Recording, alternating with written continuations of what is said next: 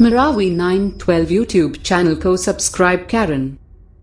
जनपद पंचायत घोघरी के क्षेत्र क्रमांक 11 से जनपद सदस्य पद हेतु चहुमुखी विकास के लिए आज भी बाद में भी आपके साथ मिलनसार प्रिय श्रमिक लगनशील समाज सेवक योग्यतम प्रत्याशी भाई सेवक राम साहू जी के चुनाव चिन्ह छत का पंखा छाप मां मोहर लगा करके और भारी मतों से विजयी बनाए। निवेदक क्षेत्र क्रमांक 11 के ग्राम पंचायत इमली टोला लाफन ढुड्डी नैझर के समस्त ग्रामवासी। मतदान दिनांक 1 जुलाई 2022 दिन शुक्रवार, समय 7 बजे से दोपहर 3 बजे तक।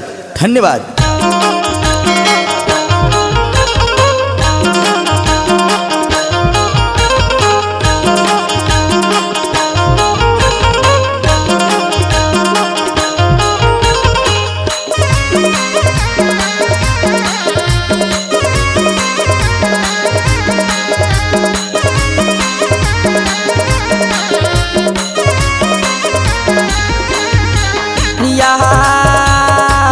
दीदी मोहर लगई है यार, भैया मोहर लगई है यार, और छत का पंखा हवा इंसान मोहर लगई है यार।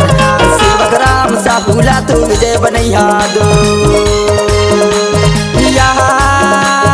हाय दीदी मोहर लगई है यार, भैया मोहर लगई है यार, और छत का पंखा हवा इंसान मोहर लगई है यार।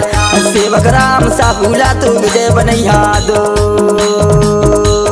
सुनो सुनो सुनो भैया भाभी और काका और काकी संगी संगवारी, जनपद पंचायत घोघरी के क्षेत्र क्रमांक 11 से जनपद सदस्य पद हेतु चहुमुखी विकास के लिए आज भी बाद में भी आपके साथ मिलनसार प्रिय श्रमिक लगनशील समाज सेवक योग्य प्रत्याशी भाई सेवक राम के चुनाव चिन्ह छत का पंखा पर सील लगाकर मोहर लगाकर भारी मतों से विजयी बनावे।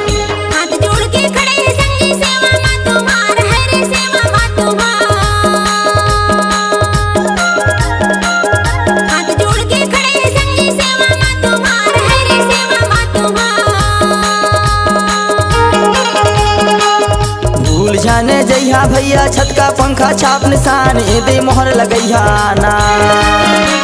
सेवक राम साहूला तू विजय बनैहा दोस्त, और छत का पंखा छाप माँ तो मोहर लगैहा दो। सुनो सुनो सुनो भैया भाभी और काका और काकी संगी संगवारी, जनपद पंचायत घोघरी के क्षेत्र क्रमांक 11 से जनपद सदस्य पद हेतु चहुमुखी विकास के लिए आज भी बाद में भी आपके साथ मिलनसार प्रिय श्रमिक लगनशील समाज सेवक योग्य प्रत्याशी भाई सेवक राम के चुनाव चिन्ह छत का पंखा पर सील लगाकर मोहर लगाकर भारी मतों से विजयी बनावे। जन जन के हैं दुख सुनैया, सबके हैं हितकारी, संगी सबके हैं हितकारी। जन जन के हैं दुख सुनैया, सबके हैं हितकारी, संगी सबके हैं हितकारी। और हाथ जोड़ के खड़े हैं संगी सबके आज्ञाकारी दे मोहर लगैया ना। और छत का पंखा छाप माँ तो मोहर लगैया दो। सेवक राम साहूला तो विजय बनैया दो, और छत का पंखा छाप माँ तो मोहर लगैया दो। सेवक राम साहूला तो विजय बनैया दो, और छत का पंखा छाप माँ तो मोहर लगैया दो। सेवक राम साहूला तो विजय बनैया दो, और छत का पंखा छाप माँ तो मोहर लगैया दो।